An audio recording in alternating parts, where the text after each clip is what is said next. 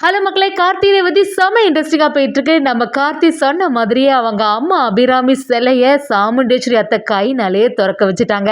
சவாலில் தோற்று போன சந்திரகலாவும் ஒரு கட்டத்தில் அந்த ஆசிரமத்தோட பணிகளை எல்லாமே செய்கிறாங்கன்னே சொல்லலாம். அந்த சீனை செம மாசாவே இருந்துச்சு. வீடியோக்குள்ளே போகிறக்கு முன்னாடி நம்ம சேனலுக்கு சப்ஸ்கிரைப் பண்ணிடுங்க. அப்படி பக்கத்தில் இருக்க பெல் ஐக்கனை கிளிக் பண்ணிடுங்க. அப்போ தான் நான் போடுற வீடியோலாம் உங்களுக்கு நோட்டிஃபிகேஷனாக வரும். அந்த பஜன்லால் சேட்டை நம்பின சிவனாண்டி முத்துவேலுக்கெல்லாம் ஆப்பு வைக்கிற மாதிரி நம்ம கார்த்தி செமையாக பண்ணிட்டாங்க. அதே சமயத்தில் சிவனாண்டி எப்படியாவது இன்னைக்கு பாத்திரம் நம்ம கையில் கிடச்சிரோன்னு பார்த்தா எல்லாமே நம்ம கார்த்தி பேருக்கே இருக்குதுன்னே சொல்லலாம். ஒரு கட்டத்தில் அந்த பாத்திரத்தை மீட்டு எடுத்துட்டாங்க. அது மட்டும் இல்லாமல் இதை தெரிஞ்சுக்கிட்ட சந்திரகலா பயங்கரமாக ஷாக் ஆகி, என்னங்க சொல்கிறீங்க, இந்த வாட்டி உங்கள் பிளான் எல்லாமே சொதப்பிட்டா அப்போ இந்த டிரைவர் பையன் சொன்னபடியே அவங்க அம்மா சிலையை கரெக்டாட்டு ஓப்பன் பண்ணிடுவான். அந்த இடத்துல அக்காவையும் மறுபடியும் கூட்டிகிட்டு அதில் அடிக்கல் நாட்டிடுவானோ அப்படின்னு சொல்லிட்டு ரொம்பவே டென்ஷன் ஆக ஆரம்பிக்கும் போது நம்ம சிவனாண்டியும் என்ன பண்ணுறது சந்திரா, என்ன பண்ணாலுமே எல்லாமே தெரிஞ்ச மாதிரி எல்லா பிளானுமே சொதப்பிடுது அப்படி சொல்லும்போது சந்திராவும் என்ன நடந்தாலுமே சரி, அந்த சவாலில் நான் தான் ஜெயிக்கணும், அவன் சொன்ன மாதிரியே அவன் செய்திடுவான், கண்டிப்பாக அவன் தோத்துட்டேன்னா அந்த வீட்டை விட்டே வெளியில் போயிடுவான், அதே சமயத்தில் நான் தோத்துட்டேன்னா அந்த ஆசிரமத்தில் உள்ள எல்லா வேலைகளும் செய்ய வச்சுடுவான், கண்டிப்பாக இதில் நான் ஜெயிச்சே ஆகணும்னு சொல்லிட்டு நம்ம சிவனாண்டி கிட்ட சொல்லும்போது சிவனாண்டியும் சந்திரா நீயே ஒரு பிளானை சொல்லு அப்படின்னு சொல்லிட்டு யோசிக்க வைக்கிறாங்க. நம்ம ரேவதியை கார்த்திட்ட அம்மா ரொம்பவே பிடிவாதம் பிடிச்சவங்க, கண்டிப்பாக ஆசிரமத்தை தொடங்கி வைப்பாங்களான்னு தெரியலன்னு சொல்லும்போது நம்ம கார்த்தியும் ரேவதி நீ எதுக்குமே கவலைப்படாத, கண்டிப்பாக அந்த இடத்துக்கு வரதான் போகிறாங்க, நீ வேணா பொறுத்திருந்து பாரு அப்படின்னு சொல்கிறாங்க. நம்ம கார்த்தியும் அவங்க அண்ணனும் எல்லாரும் சேர்ந்து செமைய பிளான் பண்ணி மினிஸ்டரையே வர வச்சு அந்த சிலையை ஓப்பன் பண்ணலாமான்னு இருக்காங்க. அதே சமயத்தில் நம்ம கார்த்தியும் மினிஸ்டர் சொன்னால் நம்ம சாமுண்டேஸ்வரி கேட்காம இருக்க முடியுமா, கண்டிப்பாக அதை நடத்தி வைப்பாங்கன்னு ஒரு நம்பிக்கை இருக்குன்னு நம்ம கார்த்தியும் ரேவதி கிட்ட சொல்கிறாங்க. இன்னொரு பக்கம் பார்த்தீங்கன்னா நம்ம சாமுண்டேஸ்வரி கிட்ட கார்த்தியும் அத்தை நாளைக்கு ஆசிரமம் ஆரம்பிக்கிறதுக்கு அடிக்கல் நாட்டு விழாவுக்கு நீங்கள் தான் கண்டிப்பாக வந்தாகணும்னு சொல்லும்போது நம்ம சாமுண்டேஸ்வரி எதிர்த்து நிற்கிறாங்க. என்ன நடந்தாலுமே நான் வரவே மாட்டேன், இந்த குடும்பத்தை சேர்ந்த வெண்ணு தெரிஞ்ச அப்புறமா நான் வருவேன், எங்கள் அம்மாவோட நிலைமைக்கு காரணமான உங்கள் குடும்பத்தில் உள்ளவங்க யாருமே இந்த வீட்டில் இருக்கக்கூடாதுன்னு நினைக்கிறேன், அப்படி இருக்கும்போது நீ ஆரம்பிக்க போகிற இந்த ஆசிரமத்துக்கு நான் எதற்காக வரணும் அப்படி சொல்லும்போது நம்ம ரேவதியை என்னம்மா நீ பேசிட்டு இருக்க, ஏற்கனவே நீ கார்த்திகிட்ட இந்த வாக்கு கொடுத்துருக்க, ஆசிரமம் ஆரம்பிக்கும் போது அதை நான் தொடங்கி வைப்பேன்னு சொல்லி இப்போ எல்லாமே மாற்றி பேசுகிறேன்னு சொல்லும்போது நம்ம சாமுண்டேஸ்வரியும் அப்போ எல்லாம் இவன் யாருன்னே எனக்கு தெரியாது, இப்போ தானே இவனோட சுயரூபம் எல்லாமே எனக்கு தெரிய வருது, அதனால நான் வரவே மாட்டேன்னு சொல்லி நம்ம சாமுண்டேஸ்வரி சொல்லும்போது சந்திரகலாவும் நீ சொல்கிறது எல்லாமே சரிதான்க்கா, இந்த குடும்பத்தை சேர்ந்தவங்க எல்லாருமே நம்மளை ஏமாத்திருக்காங்க, அதனால் இந்த அடிக்கல் நாட்டு விழாவுக்கு நம்ம போகவே கூடாது, நீ செய்திருக்கிறது எல்லாமே கரெக்டான செயல்னு நம்ம சாமுண்டேஸ்வரி கிட்ட சொல்லி வைக்கிறாங்க.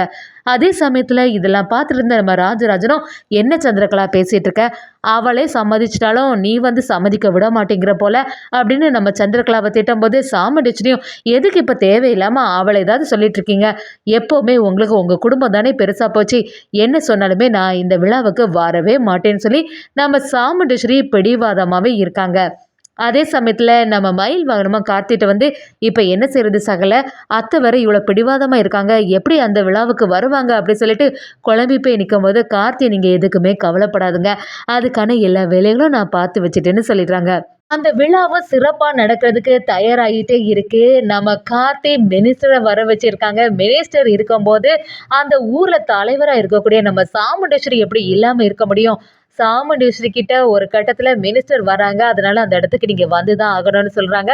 நம்ம சாமுண்டேஸ்வரியும் வேற வழியே இல்லாமல் ஊர் மக்கள் சாமுண்டேஸ்வரி எல்லாரும் சேர்ந்த மாதிரி அந்த விழாவுக்கு வர வைக்கிறாங்க. இதெல்லாம் தெரிஞ்சுக்கிட்ட சந்திரகலா அப்படியே பதட்டாயிடுறாங்க.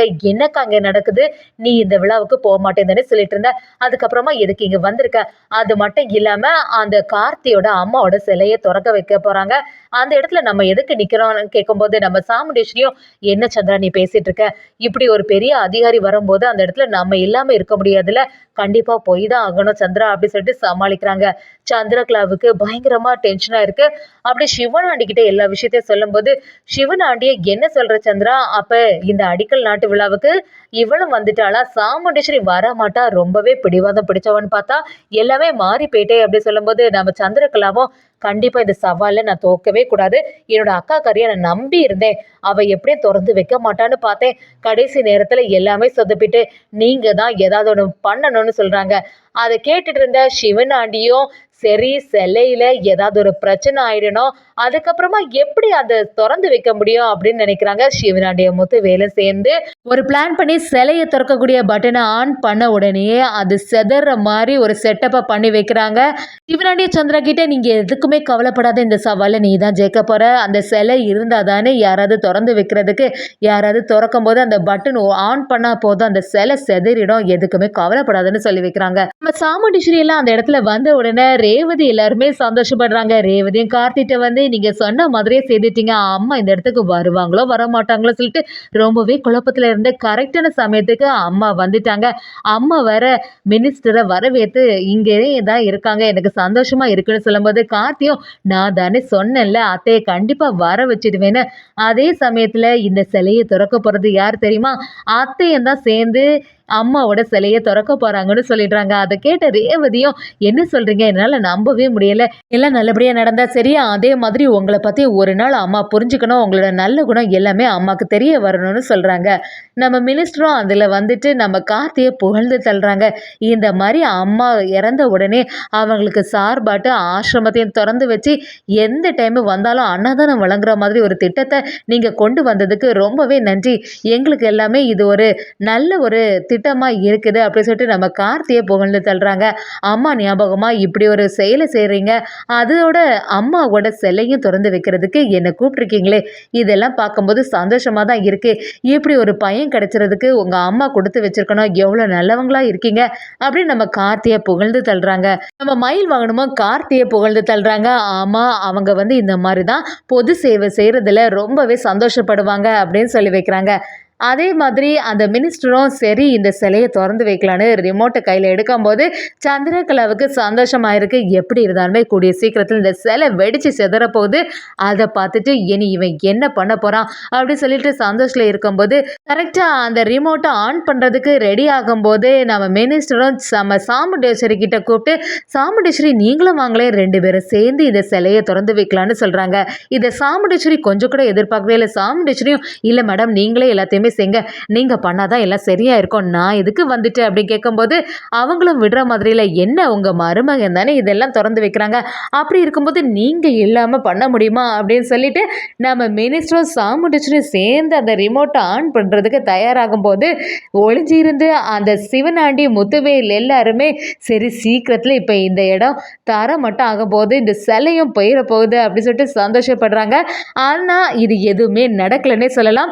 நம்ம சாமுண்டேஸ்வரியும் அவங்களும் சேர்ந்து ரிமோட் ஆன் பண்ணி நம்ம அபிராமி அம்மாவோட சிலையை நல்லபடியாக ஓப்பன் பண்ணி வைக்கிறாங்க. இதை பார்த்த சந்திரகலா அப்படியே அதிர்ச்சி ஆயிடுறாங்க. ஏன்னடா நம்ம நினச்சது ஒன்று நடக்கிறது வேறு ஒன்றா இருக்குது.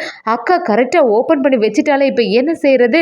நான் எப்படியாவது இது செதறிடும் பார்த்தேன், எல்லாமே மாறிட்டே அப்படின்னு யோசிக்கும் போது நம்ம கார்த்திகை செம மாசா சந்திரா கிட்ட வந்து, "என்னதான் நீங்கள் தப்பு பண்ணாலும் அது எல்லாமே எனக்கு நல்லாவே தெரிஞ்சிடும்.